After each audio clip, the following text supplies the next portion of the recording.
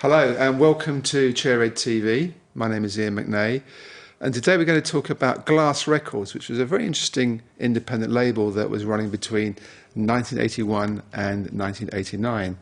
And with me I have the person that owned and ran Glass Records, Dave Barker.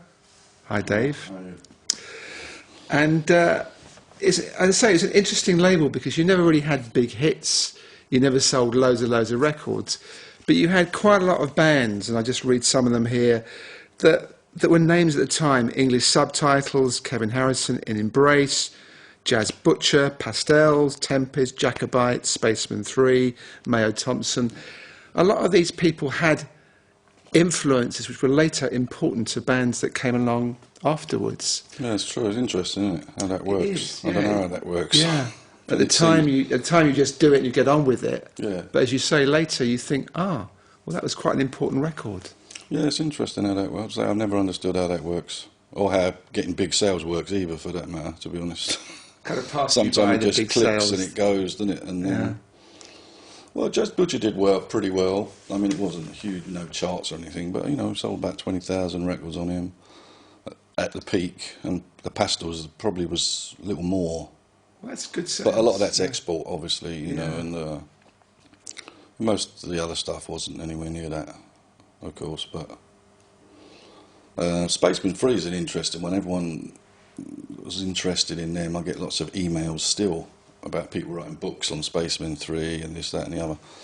But actually, at the time I did them, no one really cared about them, to be honest. Right, yeah. I mean, they'd sold okay abroad, and they seemed to have a cult building in weird places in France, like Los Angeles, for some reason. There was a kind of a bands, influenced by them. But it wasn't until a little bit later, I think, when the press in Britain started writing them up, that's when it got a bit bigger. So Let's just go back to the beginning, Dave. So you were working at Polygram Records. Yeah, towards the end of the 70s, you were on the distribution side, and presumably, like lots of people, you had this idea in your mind you'd love to start a record label. Yeah, I guess it came at the time of punk and rough trade and all these, labels starting up. I mean, of course, there'd been independent labels in the 50s, in jazz labels in America or whatever. But, yeah, I was working there, but the kind of background to it is I was in a band, and we split up, so we just wanted to put a record out. So which band were you in? It's called Glass. The band That's why the label Glass, was right, called Glass Records. Yeah. And we just wanted to put a record out as a souvenir, I suppose. And the climate was such at that time that you could do that sort of thing. You could press up 1,000 records for, I can't remember what, but it wasn't a huge amount of money. Yeah. And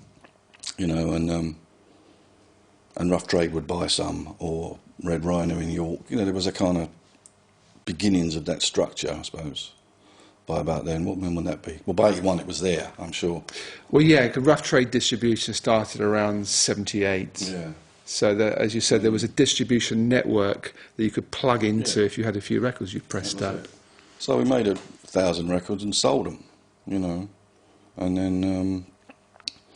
then it was like, this is it. I like this, I like the idea of it. And I think at first it wasn't a plan to make it like a label. So to start with, you just wanted to put out a record by your band called Glass. Just some and tracks. that's why it's called Glass Records, obviously. Yeah. Yeah. We did a couple of tracks with. I used to go to college with John McGeoch, who was in Magazine, and later Susie and the Banshees, who sadly died about 4 years ago. And he kind of produced a couple of tracks with us. So we thought, well, that's a selling point. We'll use that. I think it was the B-side, actually, only the B-side. But, I don't know if it worked or not. But anyway, that was the thing. And then after that, the guy who was the songwriter in the band, a guy called Kieran Hart, he recorded some stuff on his own, which I thought was really good. So it was just like, well, let's release that as well. And that was the second record. And then it just kind of went on, really. And then I started getting tapes arrive from bands. So you put the address on the back of the single, and people just found you. I guess we put the address. I can't remember if it was on there or not, but someone, people, started sending tapes. A couple of bands sent tapes. Yeah. So, and then it just went up, went on from there. Really, you find another one, and So by what was that point, I started looking. You know, it was like I want to do this. This is good. I like this. I want to do it.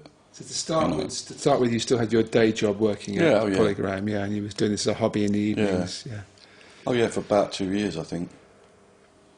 I think I did the first album while I was still there, and then left '83. So yeah, I think so.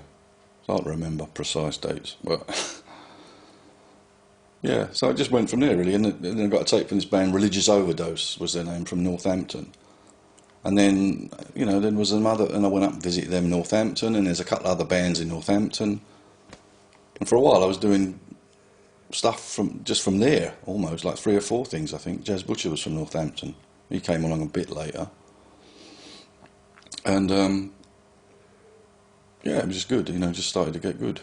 Started to like it. Didn't get any money. There was no money in it or anything like that. Did you have a plan at all? It was always just an organic process that was evolving? Yeah, just a natural thing at that time. Yeah.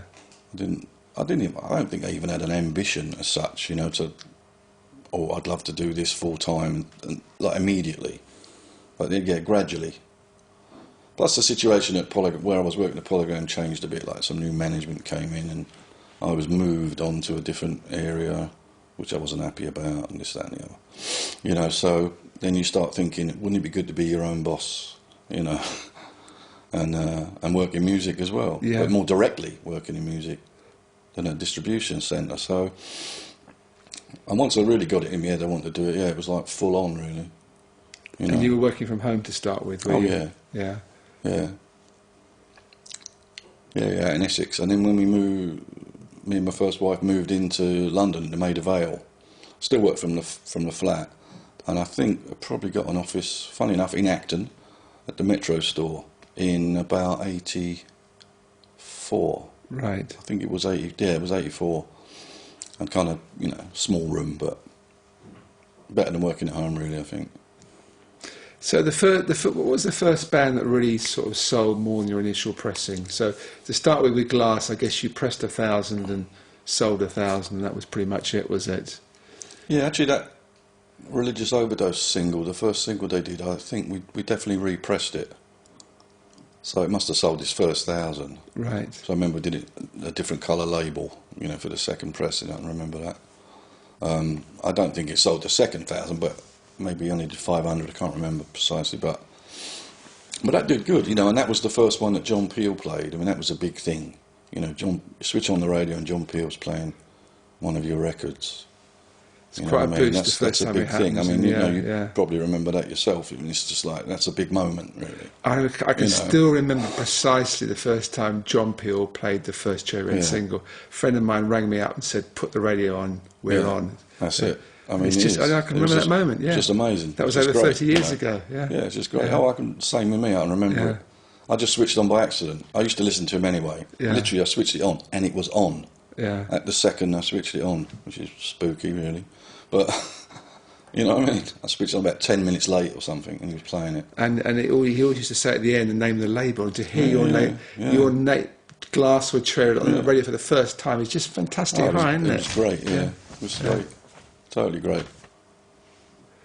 Yeah, that was a big thing. And then if he wanted to do a session with one of the bands or something, I mean, that was even greater in a way, because he really likes them. Yeah. You know, he's not just played it because nothing else came in that week or something. I don't think he did that anyway, but you know, yeah, that was I think that's a key moment. I think for anyone from that period, they must have similar memory of that. You know, I would think so.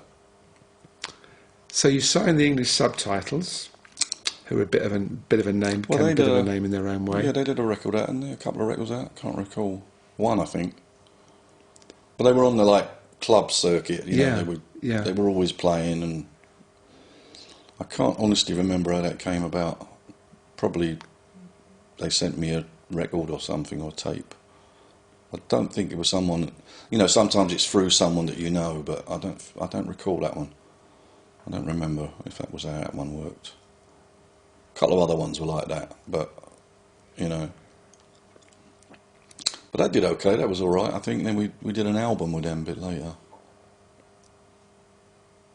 Yeah, that was a bit later. But I did this thing. It was. Do you remember this guy Keith Bagley? IKF. Of course I do. Yeah. Well, somehow he got in touch with me, and he was a lawyer, wasn't he? That's right. Yeah. And they had this. Well, down in Hampshire somewhere, wasn't it? Well, he lived in Bethnal Green, but the place was down in Hampshire. And they offered us this thing where they would pay for the pressings, you know, and distribute them and blah blah blah. So at that point, I could start releasing almost as many records as I wanted to, as long as I had stuff I wanted to put out. And I guess that was on. That was before I left Polygram. Actually, that would have been about, say, the second year, '82, something like that. And so yeah, a few things came out along that. That's probably about the time I met you, I think, somewhere around then. Yeah, because what we were doing at that time, apart from Cherry Red Records, we had Cherry Red Music, which was signing up the publishing, i.e. the songwriters on independent labels who had releases on the independent labels. And of course, you had quite a few interesting acts, so we were signing the publishing. That was beginning of our involvement. But I can't remember all the details, but I know I wasn't happy with the IKF setup. You know, there was never any money coming in or anything. It was just, I mean, you could make the next record, it wasn't a problem, but, you know, there was nothing else coming in. And I can't remember precisely, but I went to Pinnacle. I actually moved to Pinnacle and, you know, paid for the pressings myself and put a few things out. That would have been about 82 to 84, something like that. So how was this thing of learning the business side for you? Because it's quite a steep learning curve from working in a distribution plant to having your own label, even quite small. Well, to be honest, I never was that interested in the business side of it. Yeah. And it was done under suffrage, if you know what I mean. Like, you know, that side of it. It's like robbing Peter to pay Paul in the early days, isn't it? It's like you get some money in on one record and it's just going to go straight to some recording studio for the next one. You know, and it's just like a juggling act. But I managed to do it, I guess, reasonably well for a while anyway. But, like, you know, I knew about how records were made. I knew about how records were manufactured. And, you know, you had to have a master, you know, you'd get them cut. We're talking about vinyl days. Cutting and mastering and the manufacturing side and the sleeve side. You know, and I used to be a paste-up artist, so I was always interested in designing this sort of the things. So I probably did most of the sleeves, you know, for glass, actually. So you were designing your own sleeves? I mean, well, the bands would give you images and things, but I would end up putting them together anyway, even if I didn't design it from scratch. So, you know, something like that. So I knew that kind of, I suppose, technical aspect of making a record. But, of course, I didn't know anything about the independent distribution. You just had to find out. I mean, I knew, you know, I'd read, I suppose, in Sounds or something, that you could just go up to Rough Trade and take some records in, and you could. And, you know, and Jeff Travis was behind the counter in the shop, you know. And you'd play the record and go, yeah, I'll take 100. Yeah. You know, something like that. And then the next week you bring up, oh, I think that did quite well. Can we have 200 more or something like this? So that kind of thing. You know, you post one to Red Rhino in York, or who else was around then? I can't remember. Revolver. I guess they were all starting. The cartel thing was starting to move anyway. And that's how it worked, wasn't it? It was regional distributors that worked together. The independent chart had come out by then, I think, definitely.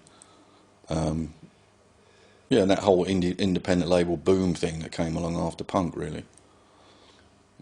There was a whole kind of alternative structure, wasn't there? Before that, it was the big companies that were controlling everything. And in '78, when the independent label thing really started to gather momentum, there was I think, as well, coming in, you know, like when I met you, and originally it was through Theo who did your publishing. Yeah. I remember you met yourself and Mike Allway, you know, and you're just like, not picking up tips, but, you know, you're seeing how other people are doing things, and it's like something to us that you wanted to do, you know, as well.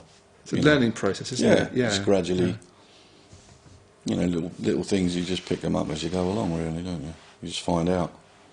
You have to. So one of the bands that I always loved and later was signed to Cherry Red that you had was In Embrace. Oh, yeah, yeah. Who were from, was it Nuneaton they were from? Coventry. Coventry, actually, was it? Yeah.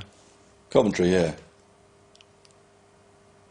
Yeah. They used to, Gary Knight was the main. Well, it was a duo Gary Knight had been in and out. I think I did his compilation album, The Wonderful World of Glass. Just loads of different bands. Yeah. A lot of them from the Midlands. I guess because of the Northampton thing. And one of the bands was on it was I can't remember the name, but it was a band Gary was in. Okay. Before In Embrace, and so I knew him kind of from that. And then I guess he just sent me a tape of the new thing he was doing.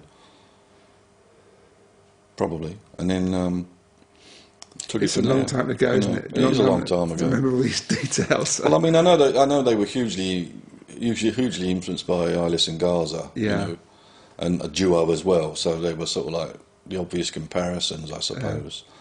I mean, I think they were different, but you could hear, certainly on the earlier tracks, the first record, you could hear a big influence. Yeah. But I think again, a bit later, maybe they moved away a bit. But then that sort of fractured, and then another. The other guy's name was Cameron. He left for some reason, so it was just like Gary on his own for a little while, and then a guy called Richard Formby joined him. He'd been in Religious Overdose, right? And he would have been in the band when you signed him, I think. Yeah, I know the name now. Or he was certainly on the record, the first record you did, anyway. I'm sure of it. And Richard's a producer now, actually. I think he produces records. Yeah, I can't remember. Is he up in Leeds or somewhere? Right. Anyway, I know he's worked with some good people in recent times. I've seen his name a couple of times crop up. I can't remember them off at But you see, it's interesting because you were you didn't really have punk bands. Not really. You had, but they were quite melodic. The bands you had, they had a certain. So you must have had in your mind, or not about your mind as such, but you had an idea of the kind of bands that fitted on Glass. So, but maybe it's just your taste. I don't know if it's just that. I did do a couple of like Stranger Things a bit later, and in fact even earlier I did an album with this guy Elliot Sharp, who's like a sort of New York avant guitar player. The record I did with him wasn't as extreme as some of the stuff he's still doing stuff now. Much more extreme, improvisation sort of stuff. But this was kind of closer to Material or something like that kind of a band, yes. Kind of jazz edged, but still rock rhythms, And but generally speaking, I suppose there's a sort of thread through it that is more like that, more pop. Maybe you could call it indie pop. I don't know. In the earlier days, anyway. It wasn't necessarily just that I like that one style of music, because I like quite a lot of different stuff, but including a lot of noisy stuff. But I never really. I think by that time, to me anyway, punk was totally dead, and I didn't see the point of it. Well, there was the second wave of punk that broke through in about 81, 82 when I just didn't really like any of that. Yeah. And there was post-punk. I suppose you could call some what I did post-punk. Yeah. But that has an image of sort of angry young men with saxophones and stuff, doesn't it? Like what you were doing was quite melodic, though. Yeah, that's what. Yeah. You liked to tune, didn't you? Yeah, I suppose that's true. Yeah. And also, I think the words are important. I always paid attention to the words. Yeah. And I'm not saying they're all great lyric writers, but I think I like that. I like to hear that. I think In Embrace had interesting lyrics. Ilis and Gaza definitely did. Martin was a great lyric writer, I think. Yeah. And I think you're looking for something like I think it was looking for something like that. Someone with something to say. Sounds a bit pompous, doesn't it? Yeah. But it's interesting because I feel like Ilis and Gaza, their first 6-7 albums were on Cherry Red, and I always really loved them. And for me, Martin Bates's voice was there's such a passion in his voice. And also, as you say, lyrically, they're exceptional lyric writer. And within Embrace, it's not with Gary. It wasn't so much a passion in his voice. But he had a distinctive voice, and that's something that I think probably you tuned into people's voices. Well, there's intelligence there as well in both of them, And I think even with some of the lyrics where you might not be quite sure exactly what they're saying, you can tell by the way they're singing it that they mean it. Yeah, they're sort of real, even if it's obscure. I think that's true of a lot of stuff, actually. That you can tell if someone's just faking it. That's what I think, anyway. It just seems like that. A lot of stuff's just like out to impress, and the other stuff's real, you know. So again, I'm sounding a bit pompous, but it's really hard to say exactly what interests you in stuff, isn't it? Because I mean, you know, one year could be different from the next, to be honest, you know. But I think there was a sort of a link. One thing seems, in retrospect, one thing seems to lead to the other, you know. I think it was natural that, for example, the Pastels ended up on Glass Records, you know. So how did that come about? Were you the first label they signed to? No, they did. They were on Creation. That's the only band I nicked off Creation. Actually, it was usually the other way around. Right. We'll get into that. Yeah. But they did. I don't know who did the first set. They did a couple of singles, I think, just on small labels. Didn't Wham do one? Dan Tracy. I think he did. I think actually. Wham I think did you're the right. first Yeah. record. Yeah. Television Yeah. Personalities label. Yeah. First EP, Songs for Beginners, I think it's called. And then there might have been another one, and then Creation did a couple of singles with them. The real early, you know, it must have been in the first 10 or 12 Creation releases, I think. Because I've jumped ahead slightly, but it was 86 when I started doing the Pastels, so... Yeah. And I think they started in about 83.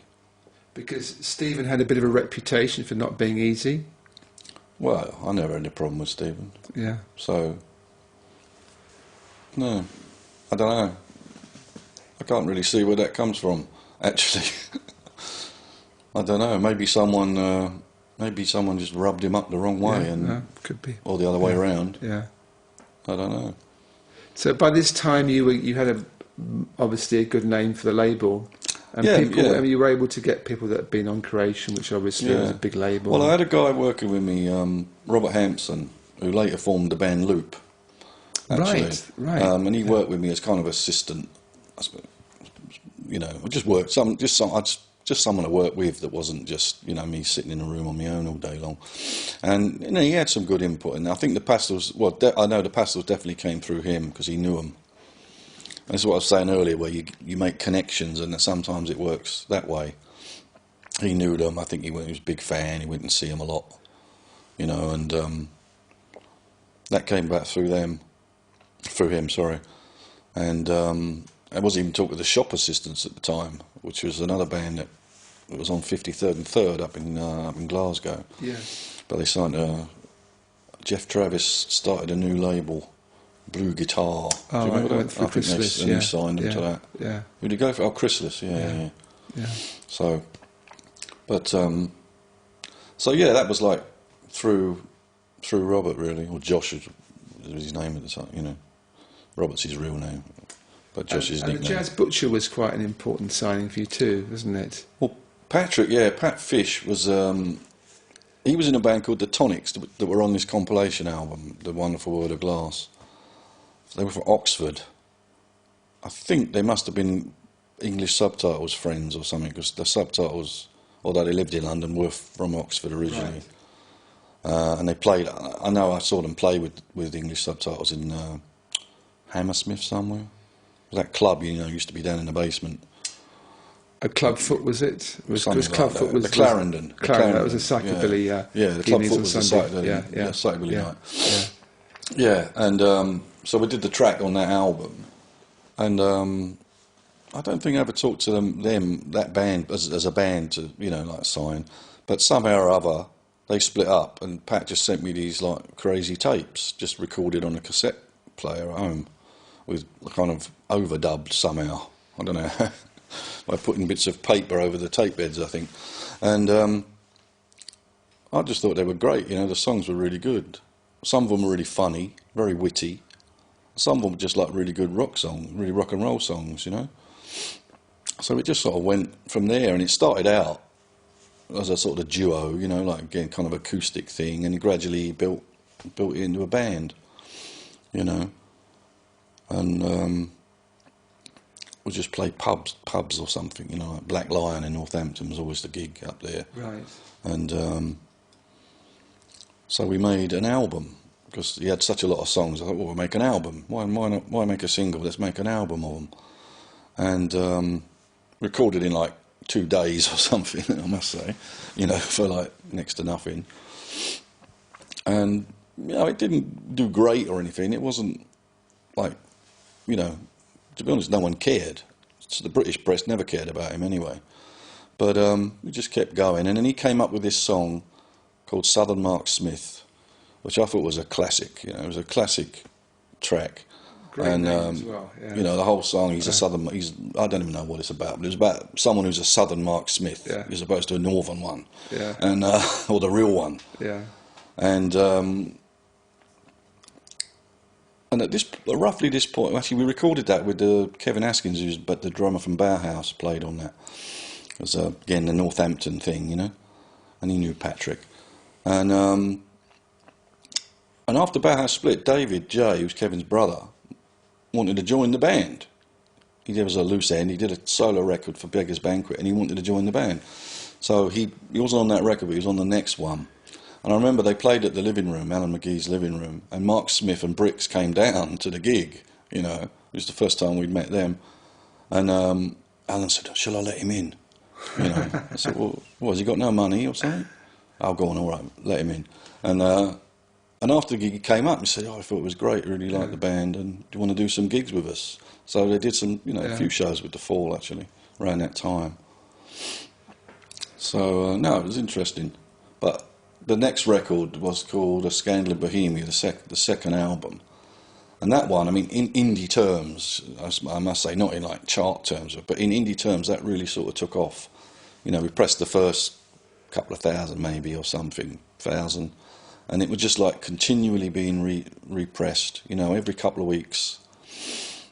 But the important thing around that time is I changed distribution to 9 Mile distribution, which was originally, I think, the Red Rhino's Midlands They were York, set up. yes, yeah. But they were in Leamington Spa. Okay.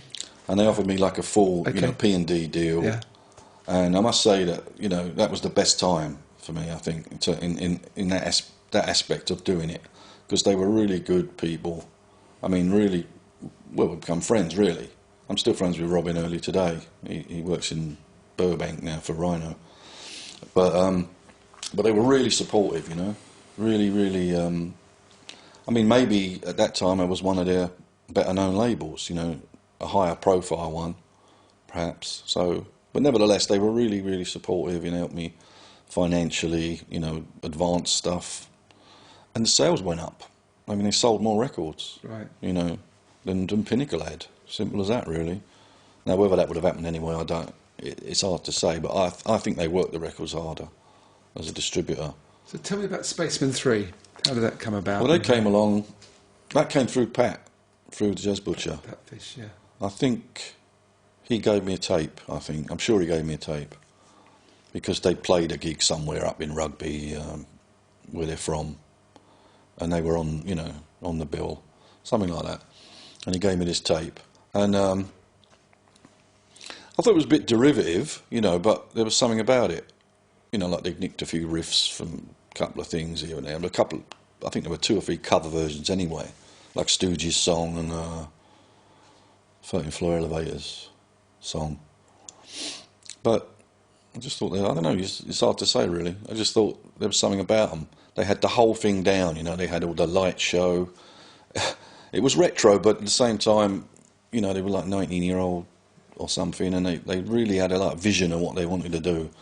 I really think that's true of them. They really had particularly Sonic Boom, he really had a vision, you know. That's all I can say. Best word Which for is it. important. If you've got a vision, the band's got a vision, you've got something more tangible to work with. Something that really, you know, you could work with. Yeah. But I mean, I do remember no one particularly liked that first record, even the distributor, even Nine Mile, who I said were very supportive, were like, "Are you sure about this band?" sort of thing. You know, this kind of press didn't care, apart from Robin Gibson at Sounds, who thought they were good. I think he did a small review. That's about all we got. But then, you know, the second record, I think they kind of found their own sound. The second record was called The Perfect Prescription. I think that's the one that really, they got their own. There was a lot of quieter stuff on that. Yeah. It wasn't just like fuzzbox kind of relentless Velvet Underground kind of rhythms, you know, like the first one was really. It was a lot spacier, is the best word for it, really. Cliche but true. And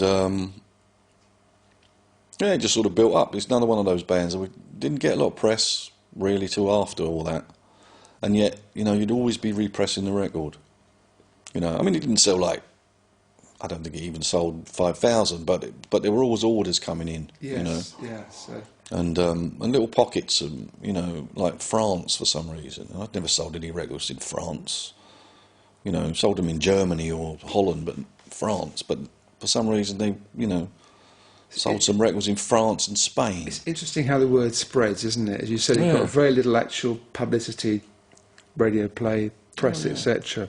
And yet, this is all pre-internet. Oh yeah. But this is some of the word of mouth, different countries, it gets out there. What was really interesting is I went to Los Angeles it must have been 1987 or 88.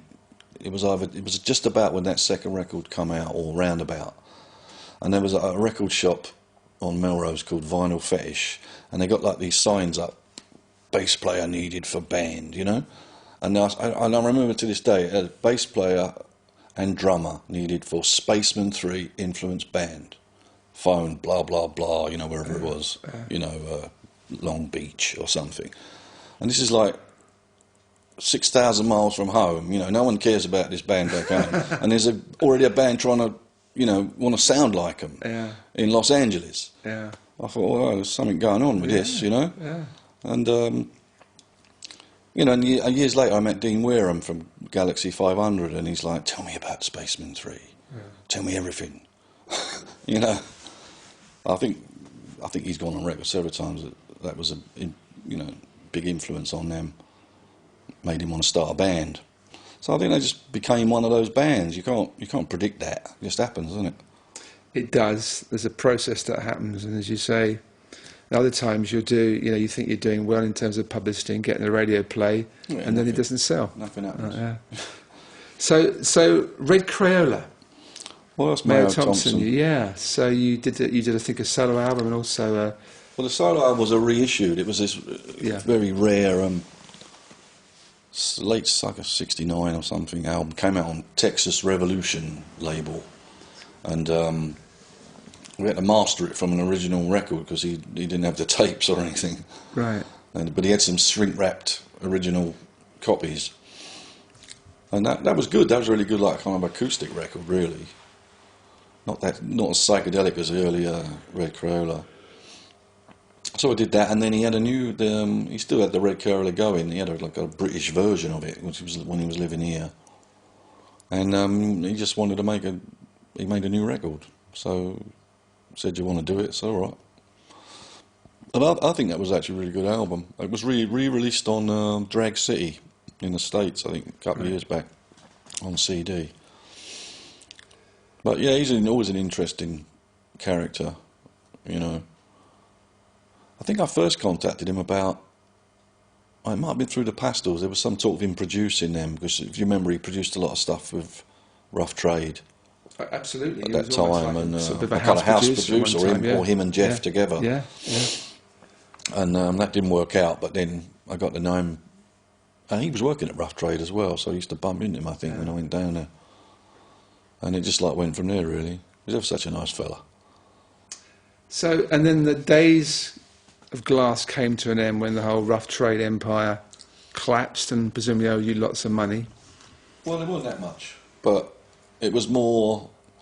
To be honest, I think the writing was on the wall a little earlier. What happened is that they merged 9 Mile in with Rough Trade, and I didn't like that, because then I was dealing with people I didn't know, and I just didn't like, I was not getting, it sounds big-headed, but I wasn't getting the same service. Right. I thought, the same sort of attention. Which is perhaps a bit unfair, because they had a much bigger operation to run. So I contacted Tony Kay up at Red Rhino, who I'd met a few times, to see if he would be interested in doing the label, and he was straight away. He jumped, he said, yeah. And I went up there, met him, blah blah blah, and they took it over. But this was unfortunately only about 6-7 months before they went bankrupt. So I didn't lose a huge amount, because he advanced me some money and only took half of it back against, say if the turnover was like $4,000, they take back 2, and give me the other 2 to keep us keep us going, you know. So I can't remember exactly what it was, but it wasn't a huge amount. But it was enough, you know, for kind of a one-man. Well, by this time, a one-man again, because Loop had started to, you know, well, they got a record deal actually. So he'd left, you know, Robert had left. Yes. So I was back on my own, and yeah, it was really that was like kind of like time, yeah.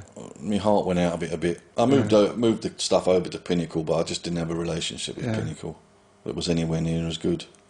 I'm not saying they weren't professional, of course they were, but it was a the personal relationship thing wasn't for there. you, yeah. Yeah, I really think in retrospect you got to say that it was that. So anyway, after the demise of Glass, you went on you worked for Fire Records for a time. Well, we set up a label called Paper House through Fire, Right. like a division, you know, a division of. Yeah. Which was like basically he gave me Clive Solomon gave us carte blanche pretty much to sign bands. And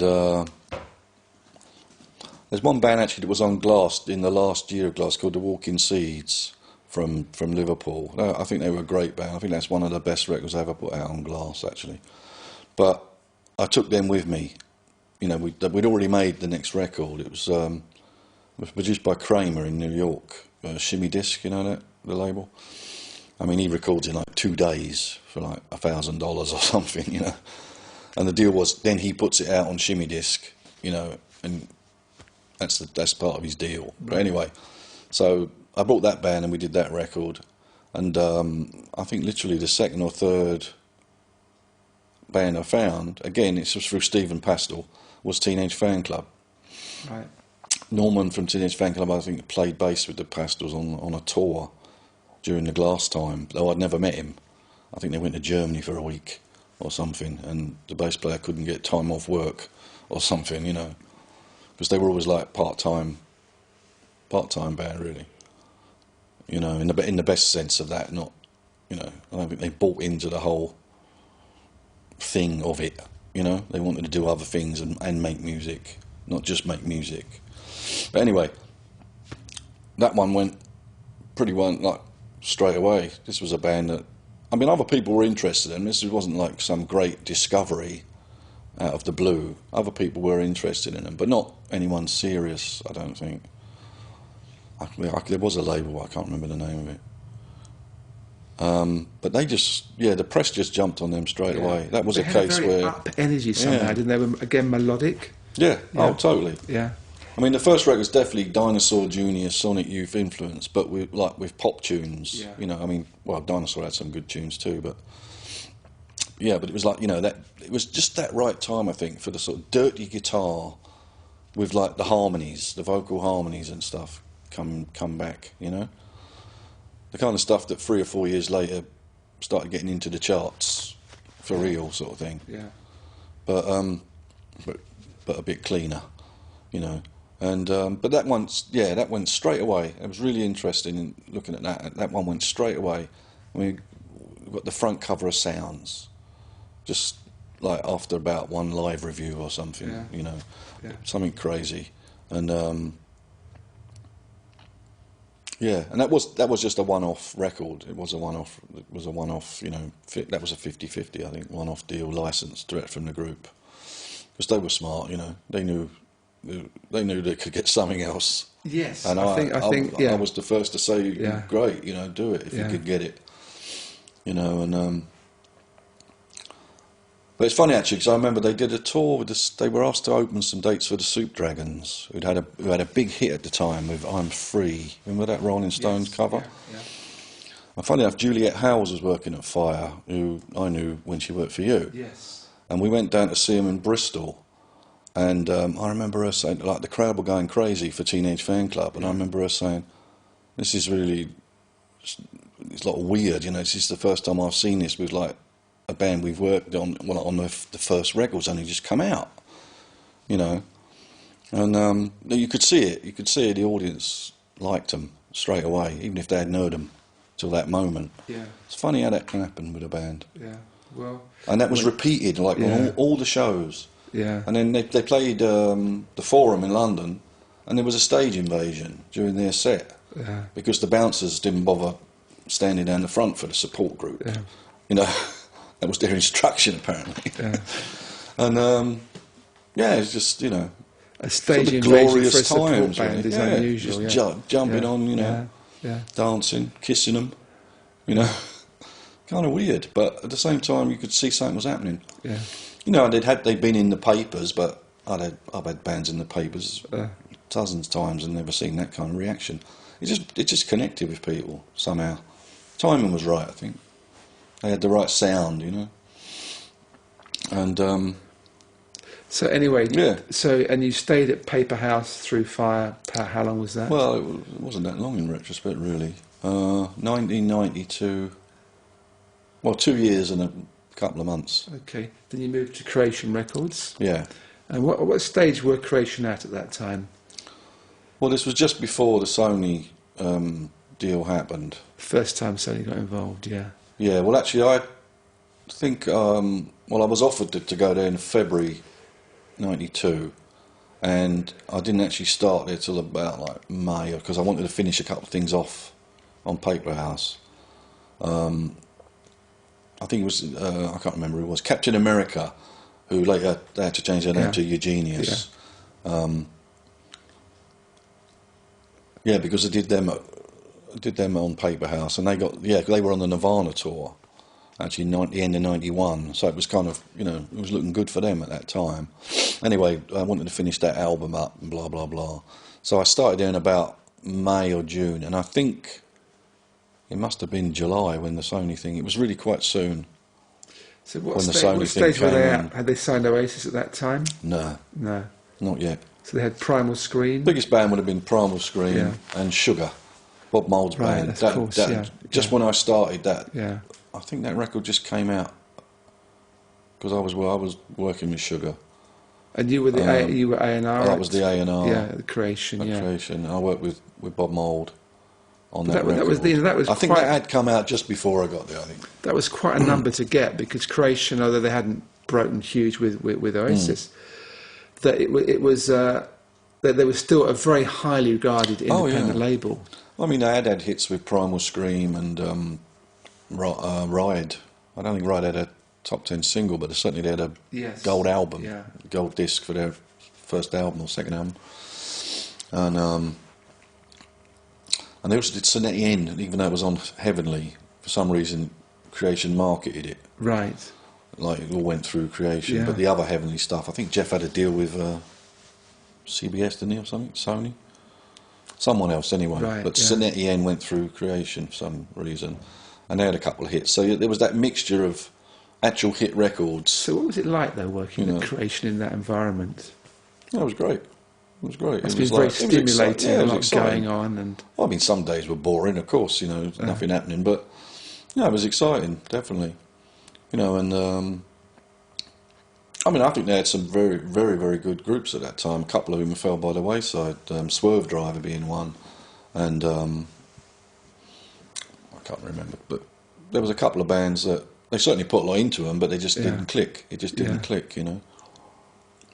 But Primal Scream would have been the biggest band at that time. Oasis come along just before I left, early '94.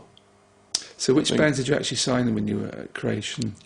Well, I took Eugenius with me, which was Captain America. Although they'd actually signed the Atlantic in America, so it was kind of only a European deal. But that was okay because Atlantic mainly paid for the record, you know. Ween, we licensed Ween, which I still think they were a great group, actually, Ween, but no one seemed to like them at the company, I must admit, or anywhere else. But they certainly went down well when they played over here. Yeah. Shown a Knife, which I think we spent, I can't say who spent, the lawyers spent too long dicking around with the contract, so that the record came out like almost a year after. They'd done the Nirvana tour and Nevermind tour in '91. Yes. And it was nearly a year before we could get a record. Because they were Japanese and they were also girls, weren't they? Yeah. Yeah. Three Very women unusual. from Osaka, Japan. Yeah. Who'd been around for years. I mean, they'd been playing in, you know, I think never been to the UK, but they toured America, I think. They put out a few records on Homestead, I think it was Homestead, Dutch East distribution in the States. They'd been around for 4 or 5 years or something like that. Red Cross even wrote a song about them. You know, they were kind of a bit of a cult thing. But it took so long between, I don't know why these things sometimes take a long time. Maybe this is when Sony got involved in it. It just took so long getting, it seems to me, getting the paperwork done that before, and the record was recorded. It was all done, you know. The management paid for that. They were managed through Virgin Music, Japan. They just paid, you know, just got it all done. And then we got the record out almost a year after that, so the momentum had gone, really. Having said that, I think it did pretty well. Yeah. You know, but I thought at the time they had a shot at actually a hit record with the right song. You know, bit gimmicky maybe, but, you know, you could maybe got away with it. But it just seemed to take a long time. I say it did all right. It did all right. And then you left Creation, Mm-hmm. and then what happened? Well, I went back to Fire. Right. Because I'd enjoyed it there. Yeah. And, well, it was a bit different, but it was okay, you know. Yeah. But eventually, I think I was there three more years, and then I just decided I wanted to, you know, well, I actually fell out with Clive Solomon and left, or was asked to leave. So I started up a little thing on my own called God Bless Records, did a few things, but kind of lost interest, really, for a while in that. It's so difficult. The scene had changed a lot as well. It was so difficult to try and get interest in, particularly in new bands, new music. You're talking about nearly a 20-year span there from when you started off too. It's Well, a long time. you know, it's a fair time, Yeah. 16 years or something anyway, yeah. Yeah. But it had changed dramatically, you know, and to be honest with you, I didn't really like it much. Yeah, no, that's a good I think time when to the whole indie thing live went on, overground after Oasis, there was so much rubbish, Yeah. you know, getting so much attention that anything good was just like left by the wayside, really, Yeah. you know. People were doing it for the wrong reasons. Like when you started at Glass, you were putting the records out because you liked Yeah. them. And then it Well, you had becomes- things where, you know, Virgin started up their indie label, I remember Hut, very well, yeah. and no mention of Virgin Yeah, I Records on the sleeve, and put it through Rough Trade, the Cartel, whatever. The independent movement was hijacked, and it became the indie movement, and indie Well, became yeah. a marketing word for a genre. Yeah, it became a Nothing to do- genre, exactly. Nothing to do with It independent. was never a genre. And it changed it for all of us. And if it was a genre, it was wide open. Yeah. You know, it was the Young Marble Giants on the one hand, and, you know, Alien Sex Fiend or something on the other. Yeah. And it was wide. And then Yeah. it became just a style, jingle Yeah, guitars, that's right. you know, poppy kind of tune, and a fuzz box bit in the middle, sort of thing. You know, like, well, there's Oasis. You know, but I mean, good luck to them. But it's all the copycats that come out after, really. Yeah. You know, so I just lost interest in that, really. You know, and I've just been doing graphic design and stuff Yeah. since. So you really. went into something else that you enjoyed doing, yeah. Well, yeah. Well, I started out doing that in the Yeah. first place, like typography and. That changed Placed over up artists. 16 years, I Well, that's bet. changed, of course. Yeah. Yeah, that's changed the last 4 years, really, as well. But yeah, definitely. Okay, Dave, we need to wind up now. All right, Thank cool. you for coming in and talking about Glass Oh, and my pleasure. rest of your career at labels. And thank you for watching Cherry Red TV. We'll see you again. Bye.